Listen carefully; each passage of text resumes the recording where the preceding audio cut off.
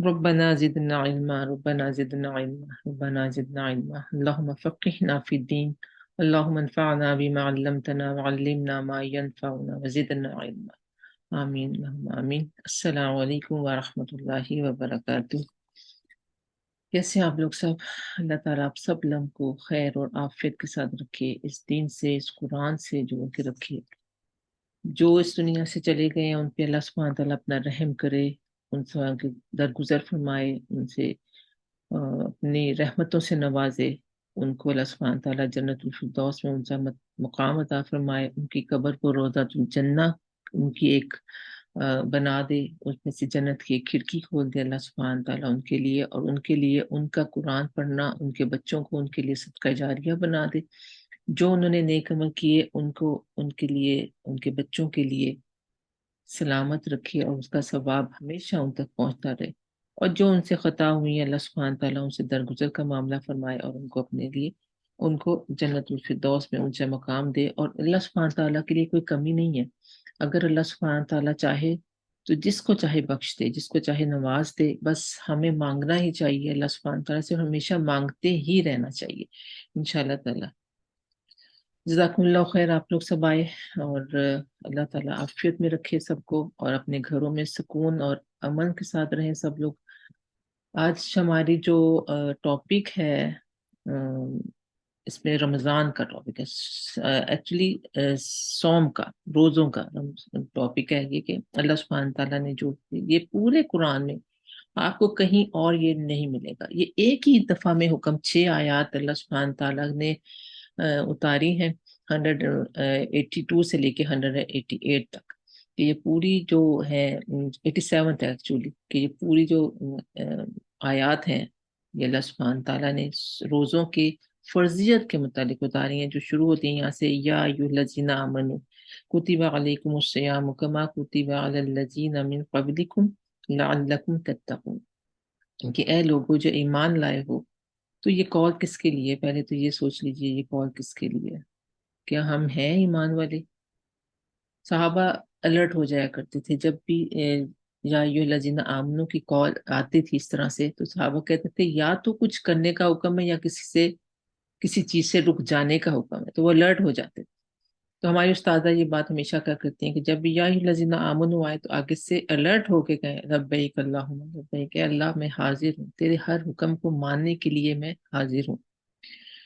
تو اللہ سبحانہ تعالیٰ یہاں پہ ہمیں حکم دے رہے ہیں کتب علیکم الصیام، کہ تم پر روزے فرض، کتبہ کا مطلب فرض کر دیے گئے ہیں، کما کتب علی الذین من قبلکم، جیسے تم سے پہلے روزے فرض کیے گئے تھے۔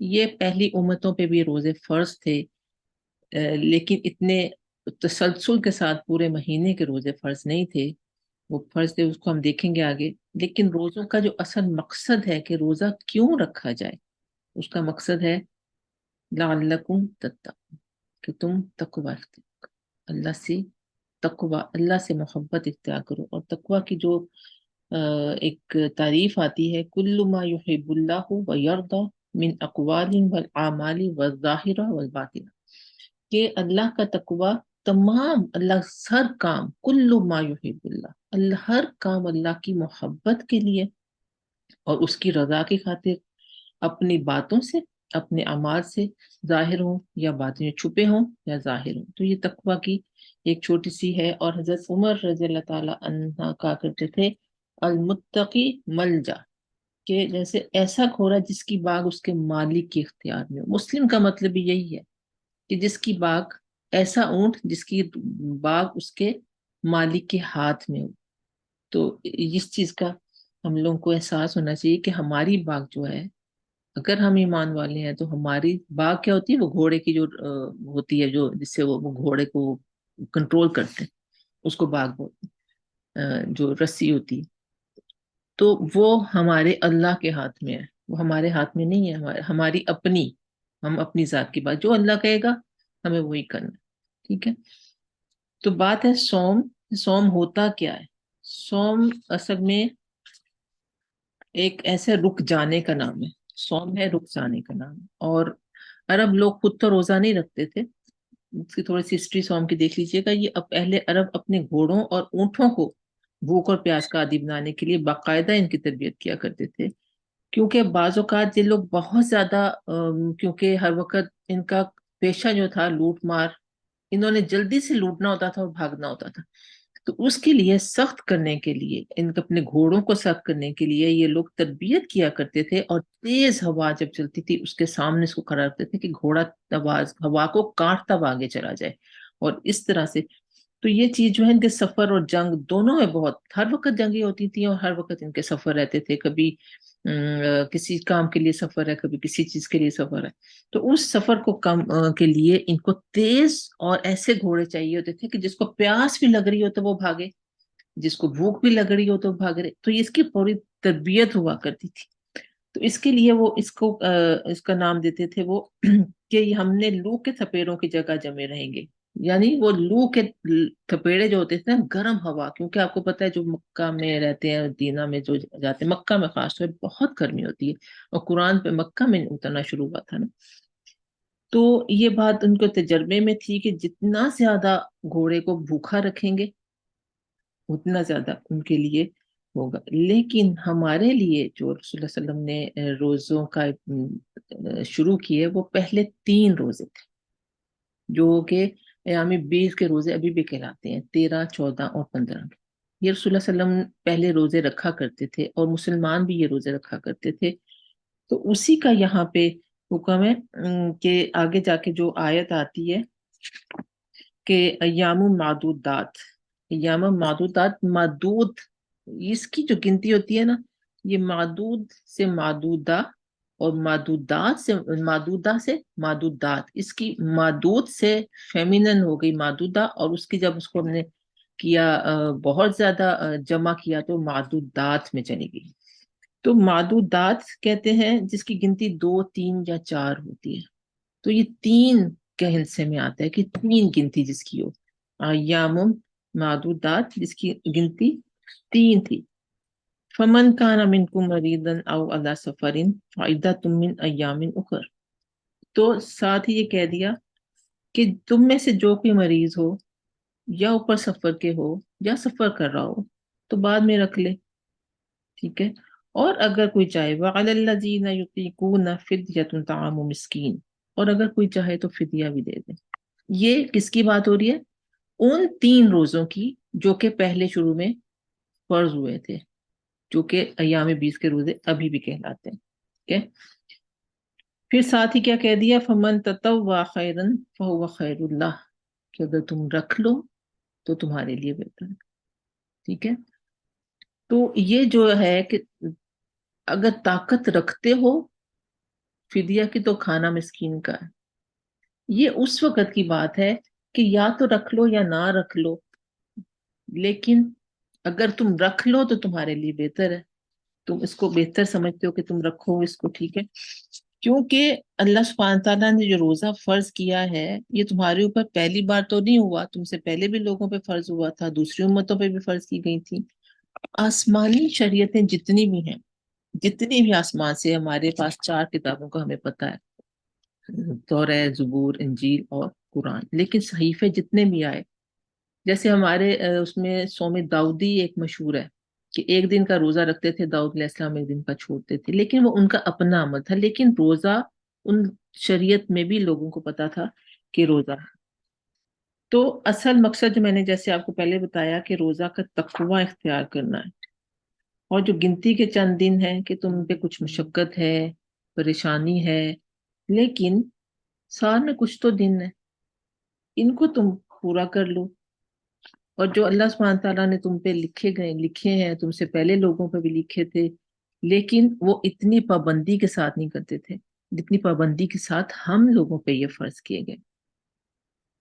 तो इसलिए हम लोगों को इस चीज का बहुत ज्यादा ख्याल करना चाहिए कि हम रोजा रखें, तो रोजा सिर्फ हमारे मुंह का ना हो गया, हम जुबान से ये सॉरी खाना बंद कर लें। हमारी जुबान का भी रोजा होता है, हमारे दिल का भी रोजा होता है, हमारी आंखों का भी रोजा होता है। क्योंकि अल्लाह सुब्हानहू तआला ने क्या बोला, लअल्लकुम तत्तकून। तकवा अल्लाह से हर चीज से डरना, हर चीज को उस वक्त डर जाना اس وقت اللہ کا تقوی اختیار کرنا جب ایک چیز غلط چیز آپ کے حصول میں ہے لیکن آپ نہیں کر رہے. کیوں نہیں کر رہے؟ کہ اللہ دیکھ رہا. اللہ کی اللہ کی نظر مجھ پہ ہے. اللہ مجھے جانتا ہے. اللہ میرے دل کے بھید بھی جانتا ہے. جو میں سوچ رہی ہوں نا فرشتے نہیں جانتے لیکن میرا اللہ وہ بھی جانتا ہے. تو اس لیے اس وقت اس چیز کو ذہن میں رکھنا یہ تقوی ہے. اور اس تقوی کو یہ حصول کے لیے یہ روزہ ہے کہ یہ پھر جب آپ روزہ رکھیں تو نہ صرف زبان آپ کی اچھی الفاظ بولے، آپ کی آنکھیں بھی اچھی چیز دیکھیں، آپ کے دل میں بھی برا خیال کسی لیکن اگر آ جائے برا خیال تو فوراً اللہ سے شیطان مردود سے اللہ کی پناہ مانگنے. کیوں کہ وسوسے جو ہیں وہ اور جو غلط خیالات ہیں وہ ڈیفینیٹلی شیطان کی طرف سے ہوتے ہیں. انسان کتنی کوشش کرتا ہے بچنے کی لیکن شیطان پھر حملہ کرتا ہے. اور اسی میں اللہ سبحانہ تعالیٰ نے یہ کہا تھا کہ تم جتنی دفعہ اس کو ورگلاؤ گے میرا بندہ معافی مانگے گا میں اتنی دفعہ اس کو معاف کروں گا. کیوں کہ اللہ کو پتہ ہے کہ یہ ورگلائے گا اور میرا بندہ اس سے گھبرائے گا بھی اور اس کے بہکاوے میں آئے گا بھی. لیکن جیسی اور یہی بات ہے تقوی کی ایک نشانی یہ ہے کہ جیسی آپ سے غلطی ہو آپ اسی وقت کوئی نیکی کر لیں، 2 نفل پڑھ لیں، وضو کر لیں، قرآن پڑھ لیں، صدقہ دے دیں. سب سے اچھا ہے کہ صدقہ دے لیں، کسی سے اچھی بات کر لیں، جس کے ساتھ اگر کوئی غلطی کیا اسے فوراً سوری بول لیں. تو یہ سب چیزیں آپ کو بہت فائدہ دیں گی اور آپ اندر سے انسان جو ہے نا وہ جیسے جڑ جاتا ہے. ٹھیک ہے. تو اور اس کے بعد جو یہ ہے کہ سفر میں کے بعد میں گنتی پورنے کی تو اللہ سبحانہ تعالیٰ نے کتنی آسانی. یہ ان 3 روزوں کی بھی بات ہو رہی ہے کہ اس میں بھی جو 3 روزے ہیں اس میں بھی سفر جو ہے ایام و معدود کا اگر تم مریض ہو ابھی نہیں رکھ سکتے تو بعد میں رکھ لو، گنتی پوری کر لو. اور اگر تم طاقت رکھتے ہو فدیہ کی تو فدیہ دے دو، روزہ نہ رکھو بے شک فدیہ دے دو. ٹھیک. لیکن اگر تم چاہو خوشی کرے دل تمہارا خوشی اللہ خوش کرنا چاہے تو تمہیں روزہ ہی رکھنا چاہیے. ٹھیک ہے. اور اللہ سے وَأَن تَصُومُوا خَيْرٌ لَكُمْ إِن كُنتُمْ تَعْلَمُونَ کہ اللہ کو روزہ پسند ہے. اللہ روزے دار کی قدر کرتا ہے. اور یہ جو بات اگر کوئی یہ سمجھے نا کہ اللہ روزے دار کی قدر کرتا ہے تو اس کی سب سے بڑی مثال جو ہمیں رسول اللہ صلی اللہ علیہ وسلم نے بتائی کہ حدیث قدسی ہے کہ روزہ میرے لیے ہے اور اس کا اجر میں دوں گا. اور کتنا دے گا اللہ یہ اللہ نے کسی کو نہیں بتایا، کسی نبی کو نہیں پتا، کسی رسول کو نہیں پتا، کسی فرشتے کو نہیں پتا کہ روزے کا اجر کتنا. تو یہ چیز جو ہمارے روزہ جو ہے ہمیں دل کی خوشی سے رکھنا چاہیے کہ اس کا اجر ایک ہمارے پاس اللہ سبحانہ نے لکھ دیے، گنتی لکھ دی ہے کہ ہم اس کو کتنی کریں گے 10 سے 700 گنا تک. ایک نیکی کا بدلہ اللہ سبحانہ تعالیٰ نے لکھا ہے کہ 10 سے 700 گنا تک. لیکن روزے کا اجر اللہ نے لکھا ہے کتنا نہیں بتایا، نہیں بتایا. کسی کو نہیں پتا کہ روزہ کا کتنا اجر ہے. روزہ ایک ڈھال ہے جو کہ برائیوں سے روکتی ہے. وہ کب روکتی ہے برائیوں سے؟ جب آپ کو یاد ہو کہ یہ اللہ کا حکم ہے اور میں نے اللہ کا تقوی اختیار کرنا ہے. اللہ سے میں نے اس بات کا وعدہ کیا ہے کہ میں بچوں گا، اللہ سے ڈروں گا. تو یہ سب چیزیں جو ہے یہ ہمیں یہ وعدہ کرنا چاہیے اللہ سبحانہ تعالیٰ سے کہ ہم اللہ کا تقوی اختیار کریں اور روزہ رکھیں. شہر رمضان الذی انزل فیہ القرآن ھدی للناس وبینات من الہدی والفرقان فمن شہد منکم الشہر فلیصم ومن کان مریضا او علی سفر فعدۃ من ایام اخر یرید اللہ بکم اليسر ولا یرید بکم العسر ولتکملوا العدۃ ولتکبروا اللہ علی ما ھداکم لعلکم تشکرون. یہ ایک لمبی آیت ہے جس میں اللہ سبحانہ تعالیٰ نے ہمارے لیے بہت سارے احکامات ایک ساتھ، کیونکہ یہ جو آیات ہیں یہ عبادات اور معاملات دونوں کو ساتھ ساتھ لے کے چلنے والے ہیں. ان میں اب عبادات بھی ویسے جیسے معاملات ہیں اللہ سبحانہ تعالیٰ نے ہمارے لیے کیے. تو اس میں جو بینات کا ہے اللہ سبحانہ تعالیٰ نے جہاں پہ سب سے پہلے کہا شہر رمضان الذی انزل فیہ القرآن. تو سب سے پہلی بات تو ہمیں یہ سمجھ رہی ہے کہ رمضان جو ہے وہ قرآن کا مہینہ ہے، اور قرآن کا میں زیادہ قرآن پڑھنا رمضان میں یہ افضلیت کی بات ہے، کیونکہ یہ مہینہ ہی قرآن کا، اور بہت سارے ہمارے اسلاف ایسے تھے جو کہ رمضان میں باقی تمام اپنی مصروفیات کو ترک کر دیتے تھے، سارے دروس بند کر دیا کرتے تھے، صرف قرآن پڑھتے پڑھاتے، قرآن ناظرہ، پڑھنا پڑھانا سیکھنا سکھانا ان چیزوں میں لگ جاتے تھے۔ تو رمضان کا جو سب سے پہلا جو تحفہ ہے وہ یہ ہے کہ اس میں قرآن نازل کیا گیا، جس میں کیا ہے، ہدی للناس، یعنی کہ ہدی للمتقین، وہ پہلی آیت میں یاد کیجئے گا، الف لام میم ذالک الکتاب لا ریب فیہ ہدی للمتقین۔ یہاں پہ اللہ سبحانہ وتعالیٰ کہہ رہے ہیں یہ قرآن ہدایت ہے لوگوں کے لیے۔ اس میں آج بھی آپ دیکھیے مسلمان نہیں، غیر مسلم اسی سے قرآن سے ہدایت لے کے چاند پہ چلے گئے، اسی قرآن سے تجربہ حاصل کر کے، اسی قرآن سے وہ علم حاصل کر کے جنت چاند تک چلے گئے، انہوں نے ڈسکوریز کتنی زیادہ کی ہیں، اور ہم کدھر لگے ہوئے ہیں؟ جو ہم مسلمان ہیں ہم کہاں لگے ہوئے ہیں؟ کبھی سوچئے ہمارے بچے کس طرف لگ گئے ہیں۔ آج ہمارے بچے کو نہیں پتا ہمارے قرآن میں کیا لکھا ہو، کتنے سارے بچوں کو نہیں پتا کہ قرآن میں کیا لکھا ہو، لیکن وہ لوگ جو نان مسلم ہیں وہ ہم سے بہت آگے صرف اس پر نکلیں کہ انہوں نے رہنمائی اس قرآن سے حاصل کی ہے۔ تو ہدی للناس، ہدایت آپ دین کی ہدایت لے لیں یا دنیا کی لے لیں، دونوں سے مل جاتی ہیں۔ وبینات، اور واضح نشانیاں ہیں، قرآن میں ایک ایک چیز کی واضح نشانی ہے، ہر چیز کی۔ اللہ سبحانہ تعالیٰ نے ہر چیز، عظیم نعمت قرآن سے لے کر ہر چیز انسان کی جو ہے واضح کر دی ہے، کہ آپ دن رات کا آنا جانا، کیا کہتے ہیں اللہ سبحانہ تعالیٰ، کیا تم غور نہیں کرتے دن رات کا آنا جانا، لیل و نہارا، پھر آسمان و زمین، پھر چرند پرند اور پھول پودے، اللہ سبحانہ تعالیٰ نے ایک ایک چیز کا اس میں ذکر کیا، اور کس لیے کیے؟ ہدایت کے لیے۔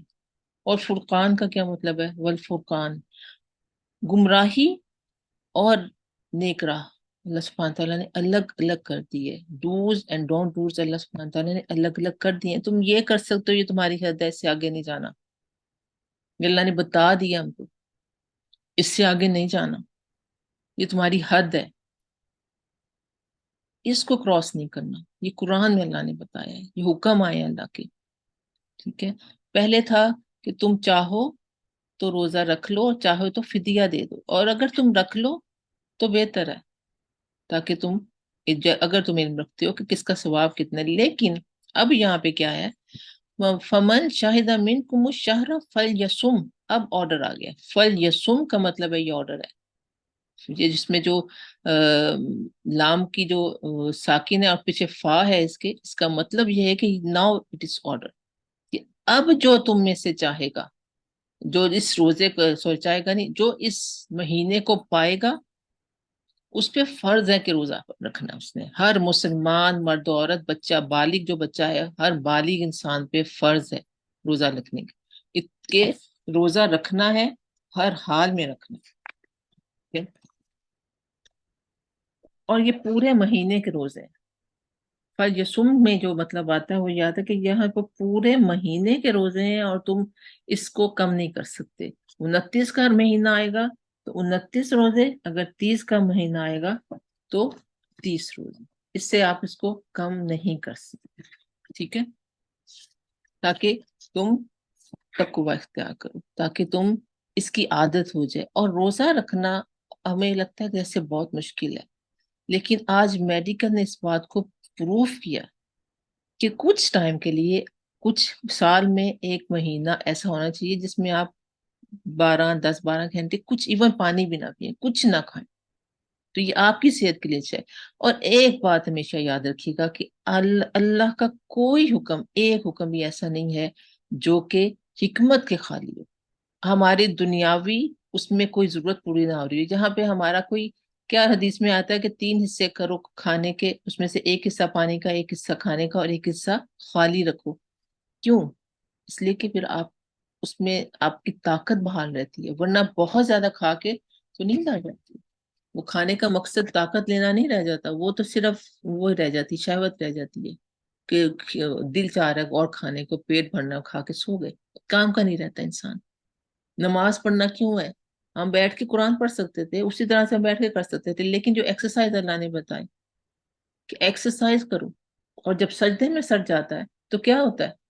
ایک میڈیکل نے پروف کیا، جب مٹی پہ زمین پہ سر جاتا ہے تو آپ کی ساری جو کمپیوٹر کے، ہم ہر وقت کمپیوٹر کے آگے ٹیلی فون کے اوپر بیٹھے رہتے ہیں، ساری جو ریزز ایسی جو گئی ہوتی ہیں دماغ میں یا باڈی میں، ساری کی ساری نکل جاتی ہیں زمین پہ، زمین اس کو کھینچ لیتی ہے اپنی طرف، اور پھر جو ہمارے رکوع کرنے میں یا سجدہ کرنے میں جو ہماری طاقت لگ رہی ہوتی ہے، جو ہمارا پوسچر ہوتا ہے، اس کے مطابق کتنا اچھا ایک وہ آتا ہے کہ آپ کو فیلنگ آتی ہے، آپ ویسے نماز پڑھ کے ایسے لگتا ہے انسان فریش ہو گیا، کیونکہ وہ ایکسرسائز جو مطلوب ہے انسان سے وہ انسان وہ کر لیتا ہے، جو اللہ سبحانہ تعالیٰ خود کروا دیتے ہیں۔ تو اللہ کے ہر حکم میں آخرت کی فائدہ تو ہے، ہمارے روح کا فائدہ تو ہے، لیکن ساتھ میں دنیا کا بھی فائدہ ہوتا ہے، ہماری جسمانی صحت کا بھی فائدہ ہوتا ہے۔ وضو کرنا کیوں ضروری ہے؟ میڈیکل میں آج پروف کیا ہے کہ اتنے اتنے حصوں کو دھونے سے آپ کے اندر کی جو فریش جو تھکاوٹ ہوتی ہے وہ ختم ہو جاتی ہے۔ آپ دیکھیے صبح کو فجر کے وقت وضو کیا، اس کے بعد سارا دن نفل پڑھیں تو پڑھیں، ورنہ سارا دن 12 1 بجے تک جب تک ظہر نہیں ہو جاتی کوئی نہیں، کیونکہ صبح کے ٹائم انسان فریش ہوتا ہے، آہستہ آہستہ ٹائم چھوٹا ہونا شروع ہو جاتا ہے وضو کرنے کا، نمازوں کا۔ وضو بھی ایک تو یہ کہ اللہ کے سامنے آ کے دوبارہ سے کوئی غلطی ہوگی تو بار بار معافی مانگ لو، اصلاح لے لو، مدد لے لو، اور دوسرا یہ کہ فریش ہو جاؤ۔ تو اللہ کی ہر کو، اور ٹائم ٹیبل جو ہے یہ ہمیں تو اللہ نے بتایا، زندگی اراؤنڈ دی کلاک اللہ نے سکھائی ہے نمازوں کے ٹائموں کے ساتھ، کہ ہماری زندگی ان نمازوں کے، ہمارے ٹائم ٹیبل ان نمازوں کے ٹائموں کے ساتھ ہونے چاہیے، اور وہی کہ روزہ رکھا اور اس کے بعد اس کو اچھے طریقے سے رکھا، اور حکم دیا اللہ نے کہ اس کو رکھیں۔ پھر آگے کیا کہا؟ وَمَنْ كَانَ مَرِيضًا أَوْ عَلَىٰ سَفَرٍ فَعِدَّةٌ مِّنْ أَيَّامٍ أُخَرَ، وہی حکم آ گیا کہ اب تو یہ فرض ہے، اب تو یہ فرض ہے، لیکن اگر کوئی مریض ہے، اور مریض ایسا نہیں کہ ہاتھ کو کاٹ لگ گیا یا پھر چھینک آ گئی تو آپ نہیں، جس میں آپ کی جان کا خطرہ ہو، جس میں آپ کو ہو کہ آپ کی بیماری اور بڑھ جائے گی۔ ایک بیمار ہے شخص، شوگر کا مریض ہے، اس کی شوگر ڈاؤن ہو جاتی ہے، وہ کچھ کھائے بغیر اس کو 2 3 گھنٹے کے بعد کچھ نہ کچھ، چاہے ایک کھجور ہی کھانی ہے وہ کھائے گا تو ٹھیک رہے گا، ورنہ اس پہ بے ہوشی طاری ہو جائے گی۔ اس کے لیے کہ تم روزہ چھوڑ دو، یا پریگننٹ وومنز ہیں جو کہ اس وقت میں روزہ رکھ سکتی ہی نہیں ہے، ان کی طبیعت خراب ہو جاتی ہے، وہ روزہ بچے کی صحت پہ خطرہ ہے، وہ چھوڑ سکتی ہیں۔ پھر جو عورتیں دودھ پلاتی ہیں، مائیں جو دودھ پلاتی ہیں، وہ ان کا دل گھبرانا شروع ہو جاتا ہے، بچہ دودھ پیتا ہے تو ان کو کچھ نہ کچھ انرجیٹک چیز چاہیے ہوتی ہے، وہ انرجی لینے کے لیے اس کو کچھ کھا سکتی ہیں۔ لیکن فَعِدَّةٌ مِّنْ أَيَّامٍ، اس گنتی کو بعد میں پورا کرنا ہے، ہر صورت میں پورا کرنا ہے۔ اگر تو پیریڈز ہیں، جب پیریڈز ختم ہو جائیں گے، روزہ رمضان ختم ہو جائے گا، اس کے بعد ایز سون ایز پاسبل، لیکن جو لمٹ ہے، حد ہے، وہ 1 مہینہ ہے، کہ آپ 1 مہینے سے زیادہ، سوری 1 سال، نیکسٹ رمضان آنے سے پہلے آپ کو وہ روزے رکھنے ہیں۔ اگر نہیں رکھیں گے تو نیکسٹ ایئر میں آپ کو فدیہ بھی دینا ہے اور روزے بھی رکھنے ہیں۔ یاد رکھیے گا یہ بات کہ فرض روزے جو بچیاں پیریڈز کے چھوڑتی ہیں، اگر انہوں نے روزے نہیں رکھے 1 سال تک، نیکسٹ رمضان آنے تک، تو فدیہ بھی دینا ہے اور روزے بھی رکھنے ہیں۔ اور جو چھوٹی بچی ہیں جن کے ابھی شروع ہوئے ہیں، وہ تو آرام سے 2 سال کے روزے رکھنا کوئی مسئلہ نہیں ہے، 5 6 سال کے روزے رکھنا ہے، اگر گھر مہینے 8 روزے 4 رکھیں، جمعرات و پیر کا، اور اس کے بعد پھر پورے سال میں یہ کتنے ہو جاتے ہیں، 12 مہینے، 12 سال کے روزے رکھے جا سکتے ہیں، اگر ہر پیر اور جمعرات کا روزہ رکھیں تو 8 بنتے ہیں، تو اس میں سے بھی ہمیں 1 ہفتہ تو ان کا پھر پیریڈز کا نکل جائے گا، جیسے بھی ہو۔ تو یہ مجھے یاد ہے میری امی نے کو جب پتا چلا کہ روزے رکھنے، تو انہوں نے 5 سال، ان کو نہیں پتا تھا کہ انہوں نے 5 سال یا 7 سال کچھ اس طرح سا حساب تھا، انہوں نے ہر ہفتے 2 روزے رکھے اور انہوں نے اپنے روزے مکمل کیے۔ تو اب آج کا تو اویئرنیس بہت زیادہ، اس زمانے میں تو اتنی اویئرنیس نہیں تھی لوگوں کے پاس، تو آج تو ضرور ہی ہم لوگ اپنے بچیوں کو یہ چیز بتائیں کہ تمہارے جو روزے چھوٹ گئے ہیں وہ تمہیں ہر حال میں رکھنا، ٹھیک ہے؟ اور یہ اللہ کا حکم ہے، یہ اس میں کوئی ہم ایسی ویسی بات نہیں کر سکتے، کیونکہ یرید اللہ بکم العسر ولا یرید بکم العسر، اللہ تمہارے ساتھ آسانی چاہتا ہے، بکم العسر ولا یرید بکم العسر، کہ اللہ سبحانہ تعالیٰ ہمارے ساتھ آسانیوں کے معاملے کرتا ہے، حکم بھی دیتا ہے لیکن ہماری مجبوریوں کو بھی جانتا ہے۔ اللہ یعلم من خلق، کہ وہی نہ جانے جس نے پیدا کیا، وہ ہماری مجبوریوں کو جانتا ہے، لیکن ہم اس کو بتا نہیں سکتے کہ اللہ میں مجبور تھی۔ اللہ کو نظر آتا ہے کہ آپ مجبور تھی، اللہ کو پتا ہے کہ آپ میں کتنی طاقت ہے، اللہ کو پتا ہے کہ یہ بندی یہ کام کر سکتی ہے یا نہیں کر سکتی، یا میرا بندہ یہ کام کر سکتا ہے یا نہیں کر سکتا، ٹھیک ہے؟ تو اس لیے ہمیشہ اس چیز کا خیال رکھنا چاہیے کہ اللہ کو ہم دھوکہ نہیں دے سکتے، اللہ سے ہم فراڈ نہیں کر سکتے۔ ہم دنیا میں کسی کو بھی کہہ دیں گے کہ میں نہیں کر سکتا تھا، لیکن سورۃ قیامہ میں آتا ہے بل الانسان علی نفسہ بصیرہ، بلکہ انسان اپنے آپ کو، اپنے نفس کو سب سے بہتر خود جانتا۔ تو جب انسان اپنے آپ کو خود سے جانتا ہے نا، تو اس کو پتا ہوتا ہے کہ میں کہاں پہ جھوٹ بول رہا ہوں، کہاں پہ میں یہ کام کر سکتی تھی اور میں نے نہیں کیا، یہ چیز ہمیں۔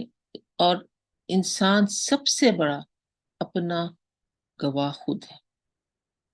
آج ہم چھپا لیں گے، قیامت کے دن کس سے چھپائیں گے؟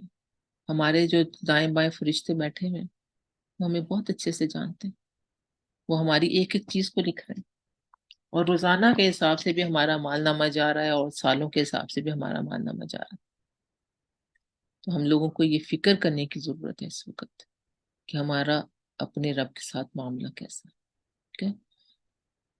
آگے اللہ سبحانہ تعالیٰ کہتے ہیں وَلِتُكْمِلُوا الْعِدَّةَ وَلِتُكَبِّرُوا اللَّهَ عَلَى مَا هَدَاكُمْ، اور تم عدت گنتی کو پورا کرو۔ 30 روزے ہوئے تھے تو گنتی 30 روزوں کی پوری کرنی پڑے گی پورے سال میں، اگر ایک روزہ چھوڑا تھا تو بھی، اور اگر 10 روزے چھوڑے تھے تو بھی۔ اور یہ جو سفر کی بات ہے، سفر میں بھی یہ ہے کہ آپ کا سفر کس طرح کا، یہ نہیں ہے کہ صبح آفس کے شام کو واپس آئے، یا آپ تھوڑی دیر میں جائیں۔ سفر کون سا ہوگا کہ جس میں آپ کو تکلیف کا احساس ہو، وہ سفر جس میں آپ کو تکلیف کا احساس ہو، وہ سفر آپ جو ہے وہ کیونکہ اسلام میں جو سفر ہے وہ بلا مقصد نہیں ہوتا، اس کا کوئی نہ کوئی ریزن ہوتا ہے، کوئی مقصد ہوتا ہے، پازیٹیو مقصد ہوتا ہے، پازیٹیو ریزن ہوتا ہے اس کا، جس کے اوپر آپ سفر کرتے ہیں۔ اگر ہم بیک ہوم جاتے ہیں تو ہم بلا مقصد سفر نہیں کر رہے ہوتے، ہم اپنے پیرنٹس کو ملنے جا رہے ہوتے ہیں، تو اس میں جیسے ہم یہاں سے روزہ رکھ کے بیٹھے، وہاں جائیں گے تو پھر سحری کا ٹائم ہوگا۔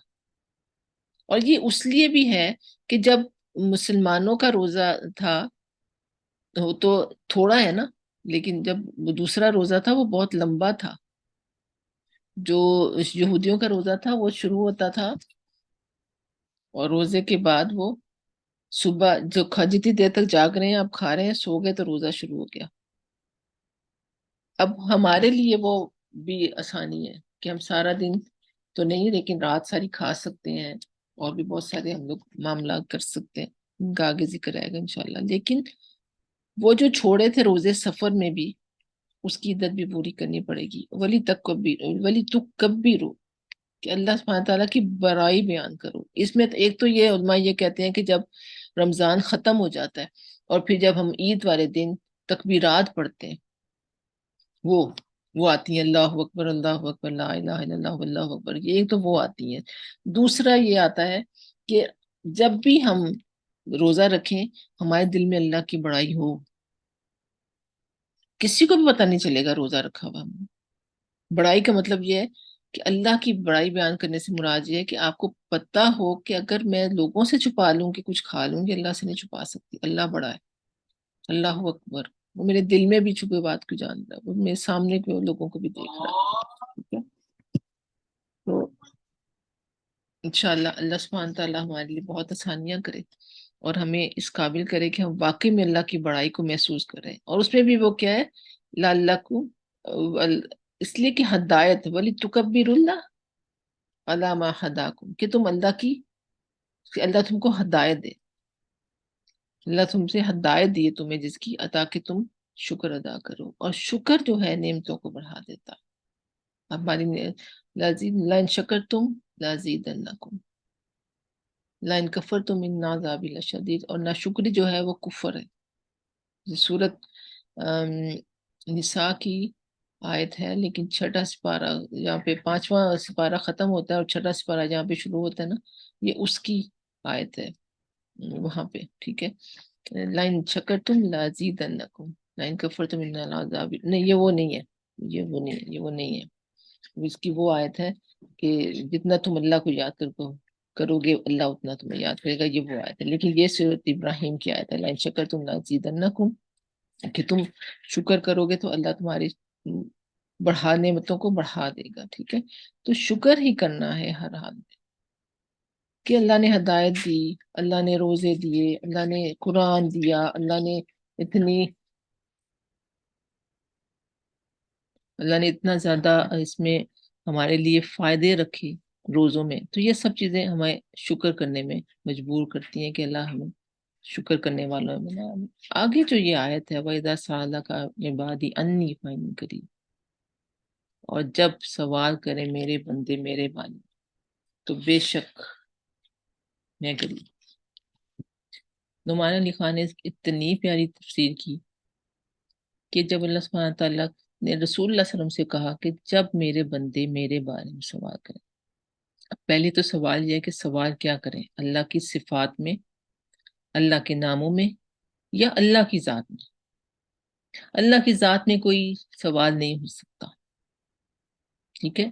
اور بہت سارے سوالوں سے اللہ سبحانہ تعالیٰ نے منع فرمایا کہ جب سوال غیر ضروری ہو تو اس کو مت کیا جائے، ٹھیک ہے۔ کیونکہ سورۃ مائدہ کی آیت نمبر 101 میں آتا ہے کہ اگر تم اس وقت سوال کرو جب قرآن نازل ہو رہا ہو تو ہو سکتا ہے وہ باتیں تم پہ ظاہر کر دی جائیں جو کہ نہیں ظاہر کرنی چاہیے، وہ ظاہر ہو جائیں تو بے بات نہیں۔ کیونکہ ایک دفعہ رسول اللہ صلی اللہ علیہ وسلم بہت غصے میں آ گئے تھے کہ آج تم مجھ سے پوچھو تو میں تمہیں بتاؤں گا، جو تم پوچھو گے تمہیں بتاؤں گا۔ تو پھر کچھ صحابہ کھڑے ہوئے تھے، حضرت ابوبکر صدیق ایک دم سے کھڑے ہوئے تو اور رسول اللہ صلی اللہ علیہ وسلم کا چہرہ بالکل سرخ ہو گیا تھا اس میں کہ حضرت ابوبکر صدیق جو بچپن سے ساتھ تھے، یار غار تھے، انہوں نے ایک دم سے جیسے اللہ ان کو بولا صحابہ کو کہ تم رسول اللہ صلی اللہ علیہ وسلم کا چہرہ نہیں دیکھ رہے، تمہیں سمجھ نہیں آ رہی کہ رسول اللہ صلی اللہ علیہ وسلم کو غصہ آ گیا اس بات پہ کہ تم اتنے غلط سوال کر رہے ہو، یا ایسے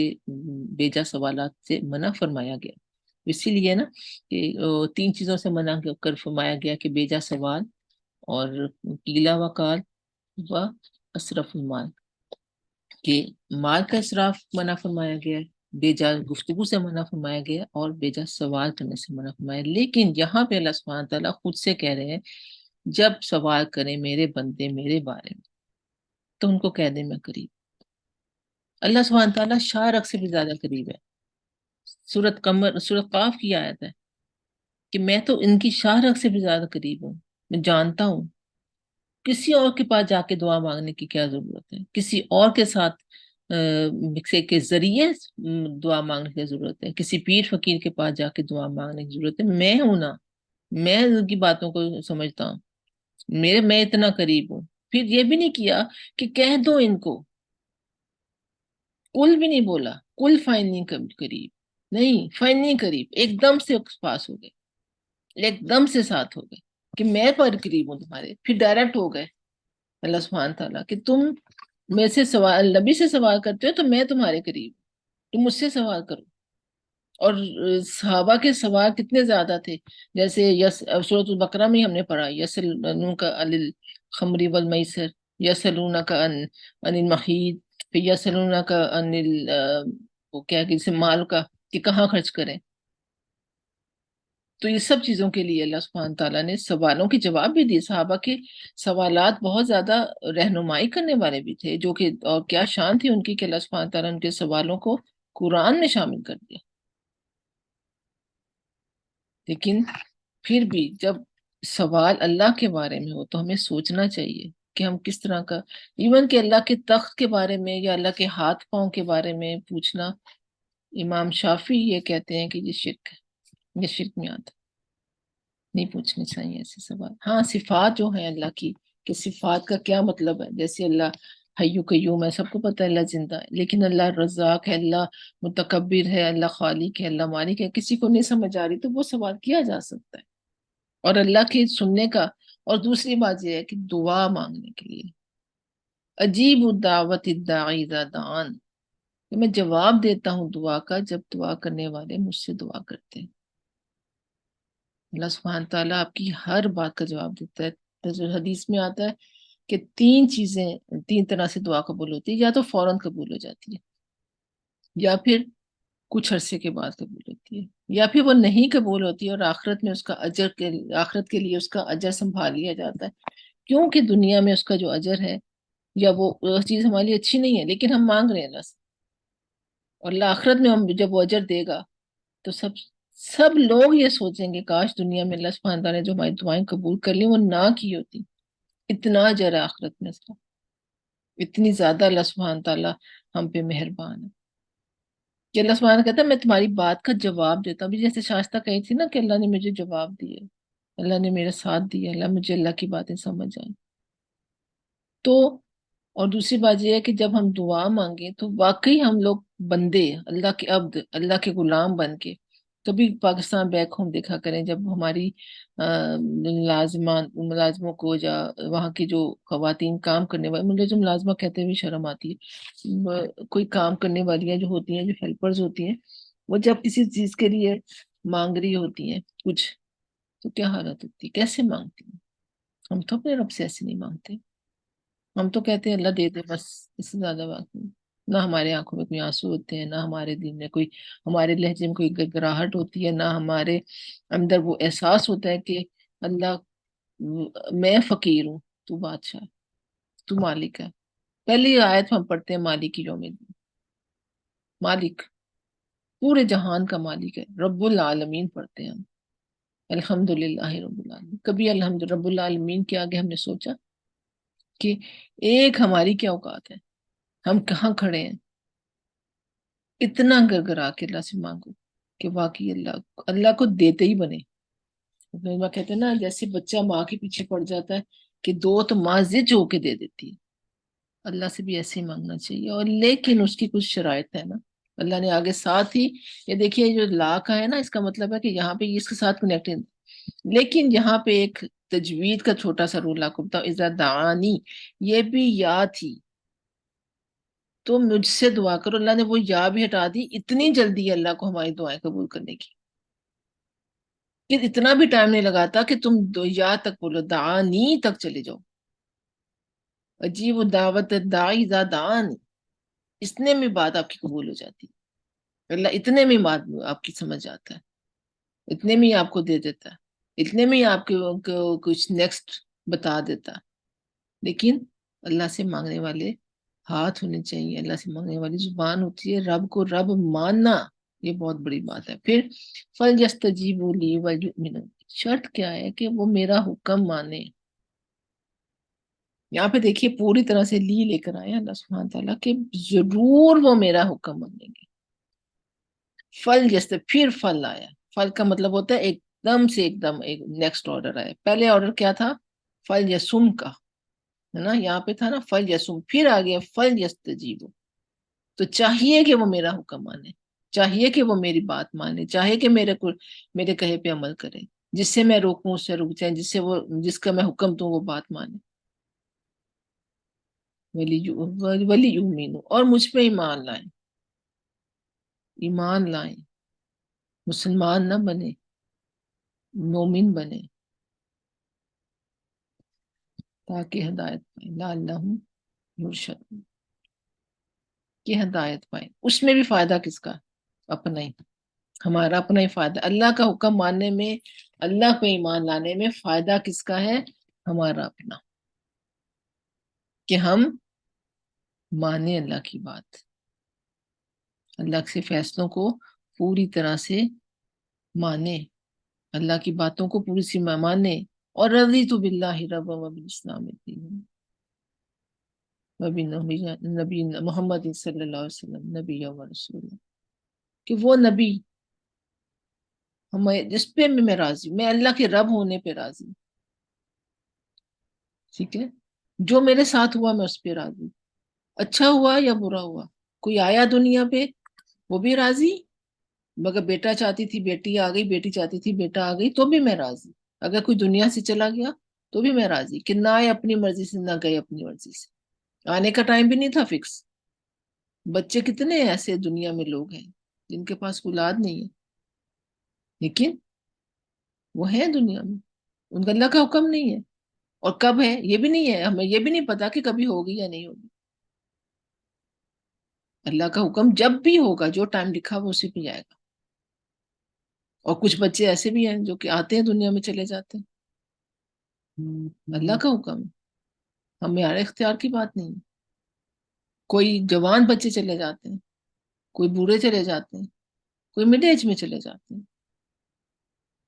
کوئی آیا اور گیا فوراً چلا گیا، کوئی جتنی عمر گزار کے چلا گیا، یہ اللہ کو پتا ہے۔ لیکن ہمارا فرض کیا ہے کہ اللہ کے ہر حکم پہ رضیت باللہ ربًا کریں، اللہ کے حکم کو مانے۔ رضیت باللہ کا ربًا کا مطلب یہ ہے کہ میں اللہ کے رب ہونے پہ راضی، یعنی کہ میں اللہ کی ہر حکم کو مان رہی ہوں، جو چاہے۔ رب کیا ہوتا ہے؟ خالق، مالک اور مدبر۔ جو پیدا کرتا ہے وہ خالق ہے، وہی مالک ہے، اور وہی میری تقدیر کے فیصلے کرنے والا ہے، وہی میرے لیے آگے کا سوچنے والا ہے کہ میرے لیے کیا بہتر ہے۔ اور جو نہیں دیا اس میں بہتری تھی، جو دے دیا وہ بھی بہتر تھا، الحمدللہ۔ یہ کہنا، یہ مقصد ہے رضیت باللہ ربًا پڑھنے کا، ٹھیک ہے۔ آگے دلیے، احل لکم لیلۃ الصیام رفث الی نسائکم، رفثوا الی نسائکم، کہ تمہارے لیے حلال کر دیا گیا روزے کی راتوں میں اپنی بیویوں سے رغبت کرنا، اپنی بیویوں کے پاس جانا۔ تھا کیا کہ جب پہلے جب روزے رکھتے تھے بنی اسرائیل، یہود جب روزہ رکھا کرتے تھے تو وہ ان کا روزہ کچھ دیر کے لیے ختم ہوتا تھا، یعنی شام میں روزہ ختم ہوتا تھا، اور اس میں وہ رکھتے تھے روزے، اور پھر جب سے سو گئے تو روزہ شروع ہو گیا، جتنا کھانا تھا پی لیا، روزہ کھول لیا، دوبارہ سے کھا لیا اور بس، اور پھر اگلے دن ایک صحابی، اب پیچھے دیکھ لیجئے کوئی ایسا حکم نہیں ہے، لیکن کیونکہ یہودیوں کو صحابہ لوگ روزہ دیکھتے ہوئے دیکھ رہے تھے، کیونکہ رمضان کا جو مہینہ، یہ روزے جو فرض ہوئے تھے رمضان کے، یہ مدینہ میں جا کے ہوئے تھے، تو وہاں پہ لوگ وہ دیکھ رہے تھے کیسے روزے رکھتے ہیں، اسی پیٹرن پہ مسلمانوں نے روزے رکھنے شروع کر دیے، کہ روزہ کھولتے شام کو مغرب کے بعد، اور جتنی دیر تک جاگتے رہتے اتنی دیر میں روزہ رکھتے، اور اس کے بعد اور اسی میں یہ تھا کہ آپ اپنی بیویوں سے تعلق بھی کام نہیں کر سکتے، کسی قسم کا کوئی تعلق، جو خاص تعلق بھی قائم نہیں کر سکتے۔ اور کچھ صحابہ کو رسول اللہ صلی اللہ علیہ وسلم نے پانچ جانے سے جو جوان لوگ تھے ان کو کہا کہ آپ کس بھی نہیں کر سکتے، جو بوڑھا تھا اس کو کہہ دیا کہ آپ کس کر سکتے، تو یہ اجازت اللہ رسول اللہ صلی اللہ علیہ وسلم نے ان کی ایج کے حساب سے ان کو دی، لیکن جو یہ تھا کہ خاص تعلق قائم کرنے کے لیے وہ منع کر دی، تو وہ ان کو یہودیوں کو منع تھا۔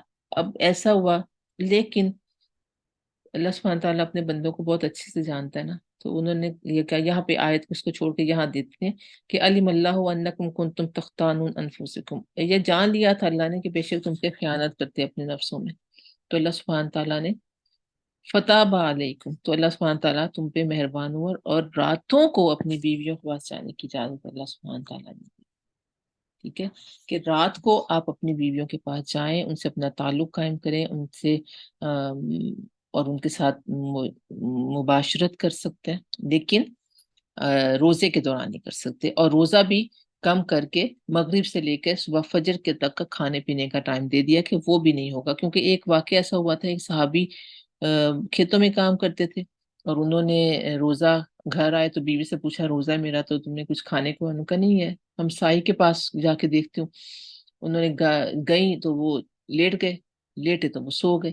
اب یہودیوں کا یہ تھا کہ اگر سو گئے تو روزہ دوبارہ شروع، انہوں نے روزہ کھولا بھی نہیں تھا، تو ان کو دوبارہ سے وہی اسی طریقے پہ روزہ دوبارہ رکھنا پڑا، انہوں نے کچھ بھی نہ کھایا۔ اگلے دن دوپہر کے کھیتوں میں کیونکہ کام کرتے تھے، گرمی شدید تھی مکہ میں، اور ان کو یا مدینہ میں بھی سب گرمی شدید تھی، وہ بھی ہوش ہو گئے۔ اس وقت یہ آیت جو اتری کہ تمہیں رات میں کھانا بھی ہے اور تم بیویوں کے پاس بھی جا سکتے ہو،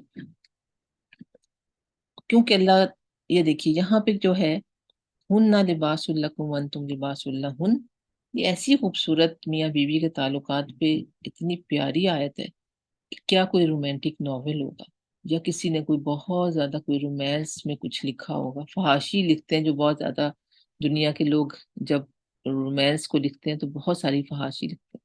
لیکن یہ ہن لباس لکم، کہ تم ان کا لباس ہو اور وہ تمہارا لباس ہے. لباس کیا ہوتا ہے؟ جو آپ کی سطر کو ڈھانپتا ہے. سب سے پہلے جو آپ کے جسم کا حصہ ہوتا ہے، لباس میں سب سے پہلی بات جو آتی ہے نا، وہ یہ آتی ہے کہ آپ کے جسم کا حصہ ہوتا ہے. ورنہ اگر لباس اتار دینا تو انسان اور جانور میں کوئی فرق نہ رہے.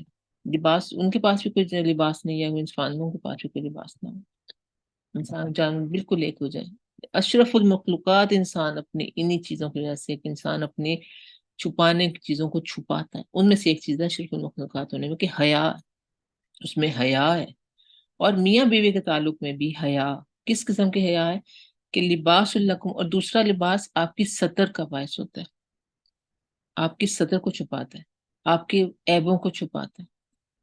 اب آپ کے بازو پہ کوئی کٹ لگا، اوپر آپ نے آپ کی بازو سلیو لیس، سلیو پوری ہے آپ کے بازو کی، جسے کپڑے سے کسی کو نہیں پتا چلے گا آپ کے بازو پہ کیا ہے. اتنے سارے لوگوں کو نہیں پتا چلتا کہ آپ کے جسم کا کوئی حصہ ہے یا نہیں ہے، جس کو آپ بتائیں. جس کو آپ چھپانا چاہیں چھپا سکتے ہیں بڑے آرام سے. ایگزیکٹلی اسی طرح سے میاں بیوی کا تعلق، کہ آپ کا وہ لباس ہے، آپ کی وہ عزت ہے، اور اس سے آپ کو یہ لباس جو ہے، یہ عزت جو ہے یہ. اور ایک علماء یہ بات کرتے ہیں کہ جب کسی مرد کو یہ جائز نہیں ہے کہ کسی اور عورت کی طرف آنکھ اٹھا کے اس نیت سے دیکھے، اور یا وہ اپنے دوستوں کی باتیں بہت زیادہ اپنی بیویوں کے ساتھ کرے، کہ اس کو دیکھنے کا، اس کو ملنے کا اشتیاق ہو جائے بھی. اسی طرح سے کسی بیوی کو یہ جائز نہیں ہے کہ اپنی فرینڈس کی باتیں اپنے ہسبینڈ کے ساتھ اتنی چاہے وہ یہی بات کری کہ وہ اتنی نیک ہے یا وہ کیسے، کہ اس کو اشتیاق ہو جائے کہ ملو تو صحیح کیا چیز ہے. اس کی اجازت نہیں. کیوں؟ پھر اس کے بعد جو خرابیاں آتی ہیں وہ بعد میں ہوتی ہیں. کہ اپنی لمٹس میں رہنا ہے. اور پھر یہ بھی کہ شوہر کی برائی اپنی ماں سے بھی نہیں کرنی، اپنے بچوں سے بھی نہیں کرنی، کسی سے بھی نہیں کرنی. اپنے آپ کو کنٹرول کرنا ہے. اپنے گھر کے معاملات، اپنے شوہر کے نجی معاملات، کوئی جسمانی عیب، کوئی پرابلم، کوئی پریشانی. بیوی ہے تو شوہر کی پردہ دار ہے، اگر شوہر ہے تو بیوی کا پردہ دار ہے. صرف بیویوں کی بات نہیں ہے. ہن لباس لکم وانتم لباس لہن، کہ تم ان کے لیے لباس ہو.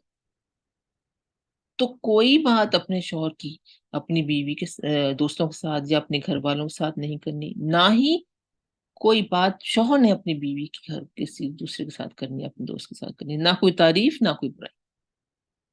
بس اپنے، اور جو معاملات ہیں آپ لوگوں کے اندر خود سے طے کرنے کی کوشش کریں. ہاں کبھی بہت زیادہ معاملات بگڑ جائیں تو ان لوگوں سے بات کرنی ہے جو واقعی آپ کا کوئی حل نکال سکیں. یہ نہیں ہے کہ آپ کو پوری دنیا بدنام کر سکیں اور فلان تو نے سنا، فلانی تو نے سنا. یہ نہ کرنے والے لوگوں. اور لباس جو ہوتا ہے وہ زینت ہوتا ہے، اپنی خوبصورتی ہوتا ہے. اور دونوں میاں بیوی ساتھ چلتے ہوئے اچھے لگتے ہیں. چاہے کسی بھی دنیا میں لکھیں، جب ہسبینڈ وائف کا تعلق ہے، اور پھر آپ کو کتنی چیزوں سے بچاتا ہے. غلط جگہ جانے سے، شہوت. آپ کے لیے اللہ سبحانہ وتعالیٰ نے حلال طریقے بنائے. اسی لیے رسول اللہ صلی اللہ علیہ وسلم نے فرمایا نکاح سنتی، النکاح من سنتی. یہ الفاظ تھوڑے سے آگے پیچھے ہو گئے ہیں، اردو میں بتا دیتی ہوں کہ نکاح میری سنت ہے. ہاں، اللہ سبحانہ تعالیٰ نے راستے بند کیے ہیں ناجائز چیزوں کے، کہ سیدھے راستے سے اپنی بیویوں سے، اپنے شوہروں سے لطف اٹھاؤ. ان کو جائز جگہ پہ ان کے ساتھ سارے تعلقات قائم کرو. اگر میاں بیوی آپس میں خوش نہ ہو تو ان کے تعلقات دوسرے لوگوں سے ہو جائیں گے نا، obviously. کیونکہ اللہ نے جو اندر ڈیزائرز رکھی ہیں وہ کہیں تو نکلنی ہے، اسی جگہ پہ تو وہ نکلیں گی. ان کو روکنے کے لیے اللہ سبحانہ تعالیٰ نے یہ کیا. ٹھیک ہے. اس کے بعد یہ اگلی آیت میں نے آپ کے سامنے رکھتی تھوڑی سی، کہ علیم اللہ انکم کنتم تختانون.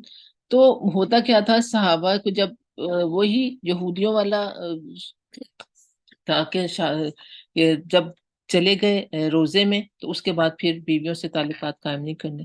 لیکن کچھ لوگ جو میں بتایا نا، ڈیزائرز تھیں لوگوں کے اندر، ہوتی ہیں. بعض لوگ برداشت کر لیں، بعض لوگ نہیں کر سکتے. تو وہ لوگ وہ سمجھتے تھے، حالانکہ نہیں تھی قیامت، لیکن وہ سمجھتے تھے کہ وہ اپنے اپنے نفسوں میں، اور بے شک تم تھے خیانت کرتے اپنے نفسوں میں، سے مراد ہے اپنے دل میں سوچتے تھے کہ میں نے خیانت کر لی ہے، گناہ کر لی ہے. تو وہ ایسی خیانت نہیں تھی، اللہ نے ہوا اور تمہیں معاف کر دیا، تم سے درگزر کیا، کیونکہ یہ تھی نہیں، ایسی کوئی بات ہی نہیں تھی کہ تمہارا بیویوں کے پاس رات میں جانا جائز نہیں تھا. کیونکہ لیکن وہ سمجھتے تھے کہ روزہ شروع ہوا اور ساتھ ہی کھا لیا، سو گئے تو روزہ پھر سے ختم ہوا اور ساتھ ہی شروع ہو گیا. تو ایسا نہیں تھا. اب ہمارے لیے کیا تھا کہ روزہ رات کو کھولا، میاں بیوی کے ساتھ تعلقات قائم کیے، کھایا پیا، لیکن سحری کے وقت پھر روزہ بند کرنا. ٹھیک ہے، صبح. اب کیا ہے کہ اللہ سبحانہ تعالیٰ نے کہا فَالْآنَ بَاشِرُوهُنَّ وَابْتَغُوا مَا كَتَبَ اللَّهُ لَكُمْ. اب جو اصل بات ہے، اب ان سے مباشرت کرو، لیکن کیوں کرو؟ صرف لطف لینے کے لیے نہیں ہے. میاں بیوی کا تعلق صرف لطف لینے کے لیے یا انجوائمنٹ کے لیے نہیں ہے. یہ بھی اللہ سبحانہ تعالیٰ نے اسی جگہ میں بتایا کہ اس سے حاصل کرو، تلاش کرو جو اللہ نے تمہارے لکھے، یعنی اولاد پیدا کرو. یہاں پہ علماء ایک اور بات بھی کرتے ہیں کہ کیونکہ جو راستہ اللہ نے دکھایا ہے میاں بیوی کے تعلق کا، وہی راستہ ہونا چاہیے.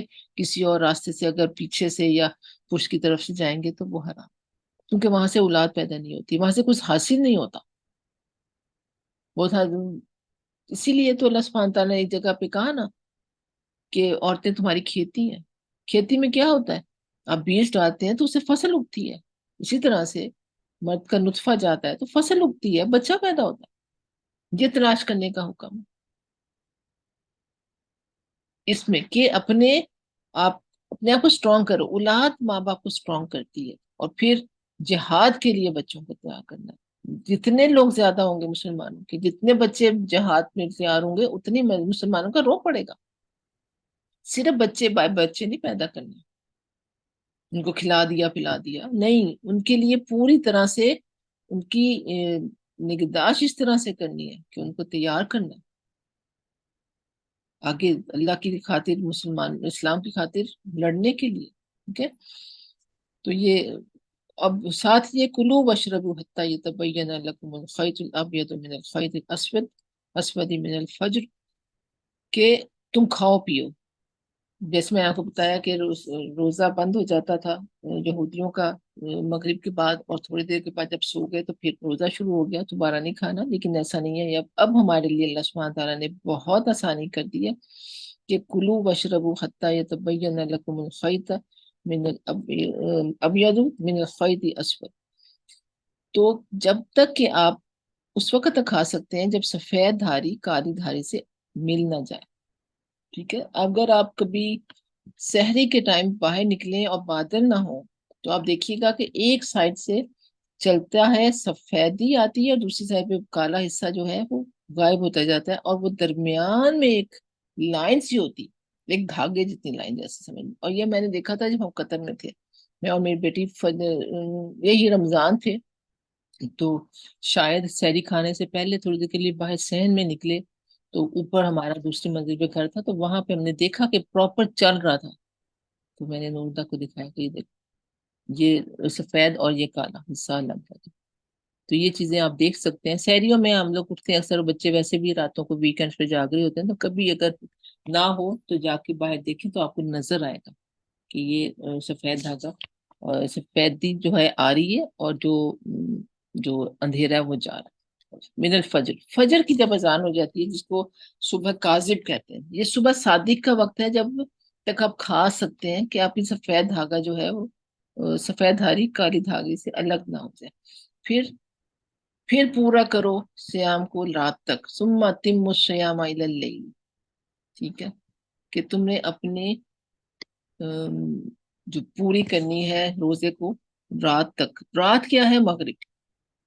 مغرب تک رات کا. کچھ لوگ کہتے ہیں عشاء، اسی لیے جو اہل تشیع ہیں وہ عشاء تھوڑا سا اور کالا ہونے دیتے ہیں. لیکن ہمارے لیے جو رسول اللہ صلی اللہ علیہ وسلم کا ہے کہ روزے میں جلدی کرو اور روزہ کھولنے میں جلدی کرو، تو وہ یہی ہے کہ مغرب کی اذان کے ساتھ ہی روزہ کھولتے ہیں. اب اللہ سبحانہ تعالیٰ نے کچھ حلال چیزوں کو ہمارے لیے حرام کر دیا، جیسے وَلَا تُبَاشِرُوهُنَّ وَأَنْتُمْ عَاكِفُونَ. جب تم اعتکاف میں بیٹھے ہو نا تو بیویوں سے مشاورت نہیں کر سکتے، اس وقت نہیں کر سکتے. کیوں؟ کہ اعتکاف وہ ہے جو رمضان میں آخری 10 دنوں میں ہوتا ہے. وہ 10 دنوں میں جو اعتکاف ہوتا ہے وہ بالکل کنسنٹریشن کے ساتھ اللہ کے حضور جا کے اس وقت صرف اپنے اور اللہ کے تعلقات مضبوط کرنے. اس میں بھی اگر شہوت آ گئی، اس میں بھی اگر عورتیں آ گئی درمیان میں، تو مسئلہ ہو جائے، یا مرد آ گئے درمیان میں تو مسئلہ ہے. مسجدوں میں جا کے جب تم نے اعتکاف کیا، یہیں سے یہ بات نکلتی ہے کہ اعتکاف صرف مسجد میں ہوتا ہے، چاہے عورت کا ہو چاہے مرد کا ہو. اب کچھ جگہ پہ تو ایسے حالات ہیں، انتظام یہاں پہ تو ماشاءاللہ سے بہت زیادہ اچھے انتظامات ہوتے ہیں کہ مردوں کے بھی اور عورتوں کے بھی. جارجیا میں تو ہوتے ہیں، یہاں کا مجھے پتہ نہیں، کہ عورتوں کو الگ سے جگہ دی جاتی ہے پوری، اور ان کے پردے لگا دیے جاتے ہیں، اور مردوں کو الگ سے پورا روم دیا جاتا ہے اور اس کے پردے لگا دیے جاتے ہیں. وہاں پہ عورتیں اور مرد دونوں الگ الگ جگہوں پہ اعتکاف کر رہے ہوتے ہیں، اور ان کے باتھ روم بھی الگ ہوتے ہیں. تو یہ مسجد اللہ کی حدیں ہیں، اور ان کے قریب نہ جاؤ. یہاں پہ آ کے اللہ سبحانہ تعالیٰ نے ہمیں یہ بات بتا دی ہے کہ یہ اللہ کی حد ہے، اس کو نہیں توڑنا آپ. یہ اللہ کی حد کہ جب اب اللہ کے ساتھ جب تعلقات قائم کرنے ہیں ٹوٹلی، پورے سال میں صرف 10 دن، پورے سال میں 30 دن تھے روزوں کے لیے، جسے 20 دن تم ٹھیک ہے کھاؤ پیو، راتوں میں بیویوں کے پاس جاؤ، جو مرضی کرو، خوش رہو، کھاؤ پیو. لیکن جب اعتکاف کرنے لگے تو اس میں بیویوں کے پاس نہیں جانا، اس میں پھر مشاورت نہیں کرنی، اس میں پھر غلط شہوت رانی کا سوچنا بھی نہیں، اس میں ٹوٹلی سبمیشن، ٹوٹل سبمیشن کے ساتھ اللہ سبحانہ تعالیٰ کی حدود کا خیال رکھتے ہوئے کہ یہ میری حدیں ہیں، ان کے قریب نہیں جانا. صرف 10 دن، اور جو وہ یہ فرض ہر ایک پہ ہے نہیں، جو کرنا چاہے، نہ کرنا چاہے تو کوئی گناہ نہیں ہے. جو کر لے ایک دفعہ اعتکاف کی نہیں. ہاں یہ ہے کہ کچھ، یہ تو وہ اعتکاف ہے نا کہ جو کہ 10 دن کا پورا اعتکاف ہے، لیکن کچھ اعتکاف ایسے ہیں کہ جو کہ آپ مسجد میں جاتے ہیں تو اعتکاف کی نیت کر لیتے ہیں، تو جب تک آپ باہر رہتے ہیں تو اعتکاف کی حالت میں اس کا اجر ہے الگ. کچھ 3 دنوں کا اعتکاف کر لیتے ہیں، کچھ زیادہ کا کر لیتے ہیں. لیکن یہ جو اعتکاف کی بات ہے یہاں پہ، یہ 10 دنوں کے اعتکاف کی بات ہے. کذالک یبین اللہ آیات للناس لعلہم یتقون. اگین وہی بات آ گئی جہاں سے شروع ہوا تھا، کتب علیکم الصیام، کہ لعلکم تتقون. یہاں پہ کیا ہے؟ لعلہم یتقون، تاکہ وہ بچ جائیں، تاکہ جا کے وہ تقوی اختیار کریں. اللہ کی حدوں کو پامال کر نہ کر کے، اللہ کے حکم مان کے کیا ہوگا؟ تقوی اختیار ہو جائے گا. ٹھیک ہے. اللہ سبحانہ تعالیٰ نے پورا رمضان ہمیں بتا دیا کہ 9 مہینے 11 مہینے تم نے جو کرنا تھا کھایا پیا، اس میں بھی حلال سے بچا، حرام سے بچنے کی بات ہے. لیکن رمضان میں کچھ وقت ایسا ہے کہ جس میں آپ حلال سے ہی بچیں گے، جس میں کہ آپ شہوت، روزے کے دوران آپ اپنی بیویوں سے مشاورت نہیں کر سکتے، اعتکاف میں آپ دن کیا رات میں بھی نہیں کر سکتے. یہ سب چیزیں اللہ کی حدیں. اور آخری جو آیت ہے وَلَا تَأْكُلُوا أَمْوَالَكُمْ بَيْنَكُمْ بِالْبَاطِلِ وَتُدْلُوا بِهَا إِلَى الْحُكَّامِ لِتَأْكُلُوا فَرِيقًا مِّنْ أَمْوَالِ النَّاسِ بِالْإِثْمِ وَأَنْتُمْ تَعْلَمُونَ. کہ یہ جو ہے، یہ بات جو ہے کہ یہ تو 11 مہینے بھی تم نے جو ہے وہ حرام نہیں کھانا. وَلَا تَأْكُلُوا اموالکم بینکم، آپس میں. اس میں آتا کہ رشوت دینی، یا کسی کے ناجائز بچوں کے، جس کے ماں باپ بچوں میں فوت ہو جاتے ہیں، ان کے بچوں کے یتیموں کا مال کھا لینا، یا اس طرح کی کوئی اور بات. اور یہ تدلو بہائل الحکام، یہ جو ڈائریکٹ رشوت کی بات ہے نا، اور نہ ہی. تو اس سب سے بچنے کی یہاں پہ ہے کہ 11 مہینے میں بھی تم نے وہ سب نہیں کرنا جس کی پریکٹس تم نے وہ 1 مہینہ کی تھی، کہ تم حلال سے بھی بچے تھے. پورے 11 مہینے اب تمہیں حرام سے بچنا. اب اللہ کی حکم کی حدوں کو پامال نہیں کرنا، حلال کھانا ہے تاکہ تم بچ جاؤ، تاکہ تم تقوی اختیار کرو، تاکہ تمہارے لیے جو تم نے 1 مہینہ اتنی محنت کی ہے، وہ 11 مہینے باقی اس کا پھل کھاؤ، اس کے ساتھ ان کی حفاظت کرو. 11 مہینے جو 1 مہینہ، جیسے کہتے ہیں نا حج پہ جانا بہت آسان ہے لیکن حج کو سنبھالنا بہت مشکل ہے، حفظ کرنا آسان ہے، حفظ کو سنبھالنا بہت مشکل ہے. اسی طرح سے روزے رکھنا بہت آسان ہے، رمضان پورے کو سنبھالنا بہت مشکل ہے. صحابہ کرام 6 مہینہ پہلے دعا مانگنا شروع کر دیتے تھے، اللہم بلغنی رمضان، کہ اللہ مجھے رمضان تک پہنچا دے. اور جب رمضان ختم ہو جاتا تو دعا مانگتے تھے اللہم تقبل منی. 6 مہینے وہ یہی دعا مانگا کرتے تھے کہ اللہ ہم سے یہ رمضان قبول کر لینا. جو ہم نے اتنی محنتیں کی، باتیں کی، ہم نے اس میں اب دیکھیے ہم نے کیا کرنا ہے، قرآن پڑھنا ہے۔ اب اس کا جب کنکلوڈ کروں پورے رکوع کو، تو سب سے پہلی بات کیا ہے کہ قرآن، شاہ رمضان، یہ رمضان کا قرآن کا مہینہ ہے، شاہ رمضان جو ہے وہ قرآن کا مہینہ ہے۔ پھر روزے رکھنے کا مہینہ ہے، روزے رکھنے۔ اس کے بعد پھر کیا ہے، پھر برائیوں سے بچنا ہے، تقوی اختیار کرنا ہے، اللہ سبحانہ تعالیٰ کا کو حاضر ناظر جاننا ہے۔ اس کے بعد اپنی میاں بیوی کے تعلقات کو بہتر سے بہتر کرنے کی کوشش کرنی ہے۔ رمضان میں آپ رات میں جیسے تعلقات قائم کر سکتے ہیں، دن میں نہیں کر سکتے، اور اس سے وہ حاصل کرنے کی کوشش کرنی ہے کہ جو کہ مطلوب ہے، جو اللہ سبحانہ تعالیٰ نے ہمیں کہا ہے کہ اولاد پیدا کی جائے، وہ لینا ہے۔ اور اس کے بعد یہ ہے کہ جب اعتکاف میں بیٹھنے، تو ہر چیز سے جسٹ فوکس اپنی ذات اور اللہ کے ساتھ، اپنی گناہوں کی معافی مانگے، اللہ کے لیے اللہ کے ساتھ تعلق مضبوط کرے۔ یہ جو اعتکاف ہوتا ہے نا، یہ اللہ کے ساتھ تعلق مضبوط کرنے کے لیے ہوتا ہے۔ نماز اللہ سے تعلق مضبوط کرنے کے لیے ہوتی ہے۔ جب نماز میں آپ چلے جاتے ہیں تو پھر آپ ادھر ادھر نہیں دیکھتے، ایگزیکٹلی جب اعتکاف میں چلے جاتے ہیں تو آپ ادھر ادھر نہیں دیکھ سکتے، ادھر ادھر کی باتیں نہیں سوچنا چاہیے۔ جیسے خیال آئے فوراً تعوذ پڑھیں، فوراً استغفار کریں، اور اللہ سبحانہ تعالیٰ سے مدد مانگیں، اور گناہوں سے بچیں، تاکہ ہم اس گول تک پہنچ سکیں جو جنت ہمارا گول۔ اور اللہ سبحانہ تعالیٰ ہمیں آخرت میں اور ہماری قبروں کو بھی اللہ سبحانہ تعالیٰ محفوظ رکھے۔ ہمارا ہر انسان نے جانا ہے دنیا سے، کوئی آج گیا کوئی کل گیا، لیکن آج ہم اچھا عمل کریں، اور ایسا عمل کریں کہ جس میں ریا نہ ہو۔ سب سے پہلے اپنی ذات کے لیے کہوں گی کہ اندر ریا نہ ہو، اندر شو بازی نہ ہو، ایک ذمہ داری کا احساس ہو کہ جو میں ڈلیور کر رہی ہوں، جو میں بتا رہی ہوں، کہ اس میں میں خود عمل کرتی ہوں۔ یہ سب سے پہلے تو میرے اپنے لیے ریمائنڈر۔ اللہ سبحانہ تعالیٰ آپ لوگوں کے لیے بہت آسانیاں کرے، ہماری قبروں کو اللہ سبحانہ تعالیٰ روشن رکھے جب ہم دنیا سے جائیں، اور اس سے پہلے ہماری دنیا کو اللہ سبحانہ تعالیٰ اپنے دین کے مطابق بنائے، کہ ہم لوگ اللہ کے حکم کے مطابق زندگیاں گزاریں، اللہ کے حکم کے مطابق چلیں، اور جو غلطیاں ہم سے ہوتی ہیں، ہمیں اللہ سبحانہ تعالیٰ ان غلطیوں کا احساس دلا دے کہ ہم وہ غلطیاں اپنی معافی مانگ کے اس دنیا سے جائیں، اور جو رہ جائے اللہ ان سے درگزر فرمائے، ہمارے لیے ایسا ہمارے ماں باپ کے لیے آسانیاں کرے، جو زندہ ہیں جن کے زندہ ہیں ان کو سلامت رکھے، جو دنیا سے چلے گئے ہیں ان کے اللہ سبحانہ تعالیٰ مغفرت کرے، بخشش کی دعا کرے ان کے لیے، اور ان کے لیے صدقہ جاریہ خود بھی بنے، اور ان کے لیے کچھ صدقہ جاریہ کے کام بھی کریں، کہ اللہ جن کے چلے گئے ہیں، خاص طور پہ ان کے لیے یہ میرا میسیج ہے کہ آپ لوگ جن کے والدین دنیا سے جا چکے ہیں، کوئی ایسا کام مساجد میں کوئی پنکھا لگا دیں، کوئی اے سی لگا دیں، یا کوئی پانی پلانا سب سے بہترین صدقہ ہے۔ تو ہمارے جیسے پاکستان کے مختلف علاقوں میں پانی ہے ہی نہیں، تھر کے لوگ ہیں، جیسے ناردرن ایریا کے لوگ ہیں، وہ بھر بھر کے لاتی ہیں عورتیں، اتنی اتنی اونچی پہاڑیوں پہ چڑھ کے، یا دور دور سے لانا پڑتا ہے۔ تو وہاں پہ نلکے کھود دینا، یا پھر کافی کھدوا کے نلکے لے لینا، یہ سب چیزیں جو ہیں یہ ہمیں کرنی چاہیے، اپنے لیے بھی اور اپنے والدین کے لیے بھی، اور بچوں کو بھی ان چیزوں کا بتانا چاہیے کہ ہمارے جانے کے بعد یا کوئی بھی تم نیکی کا کام کرو گے تو اس کا بھی ہمیں ثواب ملے گا، دعائیں کرنی چاہیے، اور اللہ سبحانہ تعالیٰ ہماری چھوٹی موٹی کوششوں قبول کرے۔ جزاکم اللہ خیرا کثیرا واسن جزا۔ کسی کا کوئی سوال ہو تو بات کیجیے، ورنہ میں ریکارڈنگ ختم کر، آپ اپنا مائک کھول کے پوچھ سکتے ہیں کوئی سوال۔